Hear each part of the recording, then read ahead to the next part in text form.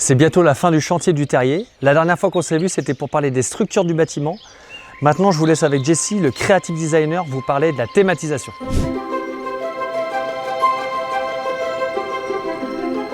Le terrier est un endroit convivial et chaleureux où Chochoy reçoit ses invités pour passer un moment de partage. Le choix du design n'a pas été pensé au hasard.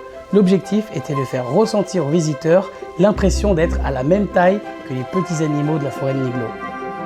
L'architecture semble naturelle, organique, haute en couleurs, pour rappeler en fait divers éléments qu'on peut retrouver dans la nature, des gros fruits, des gros légumes, de la végétation, du bois, de la pierre, tout ça dans un esprit cartoon pour s'intégrer à ce qui existait déjà et avoir une zone cohérente.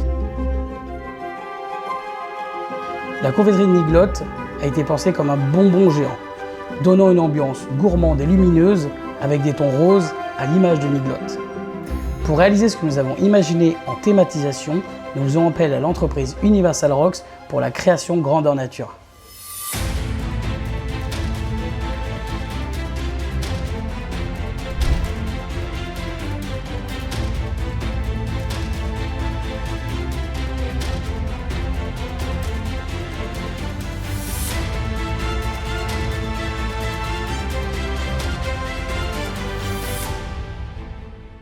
Pour accentuer l'univers cartoon, nous avons choisi des tuiles hautes en couleurs.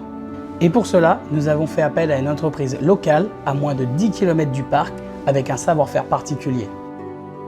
Je m'appelle Étienne, je suis co-gérant de la tuilerie et de la poterie d'Amance. Alors on a fait un ensemble avec la déco intérieure et toute la toiture qui a été réalisée à la tuilerie en premier lieu, ensuite à la poterie pour la partie émaillage et décoration avec les tasses et les soucoupes. Le processus de fabrication, c'est pâte molle. On a fait du filage, une hélice qui pousse la terre à travers une grille.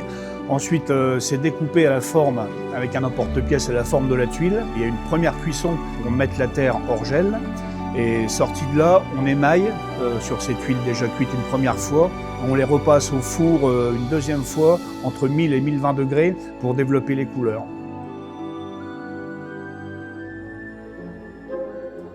Beaucoup d'objets de décoration et d'éléments thématiques ont été développés et imaginés par les équipes créatives du parc Nigloland, comme par exemple les luminaires où vous pourrez retrouver quelques éléments décoratifs rappelant Chochoy.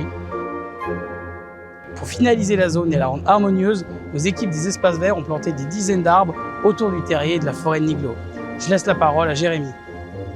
Aujourd'hui, c'est une journée particulière. On attaque les plantations. À Nigloland, c'est un moment important. On aime amener beaucoup de verdure autour de nos attractions. Sur ce projet, on est reparti d'une feuille blanche, ce qui nous a amené à planter tout de suite des grands végétaux pour apporter de l'ombre aux visiteurs. Notre plus gros challenge a été de planter un séquoia de plus de 12 mètres. Il a fallu l'acheminer jusqu'à la forêt de Niglo en traversant les allées sinueuses du parc.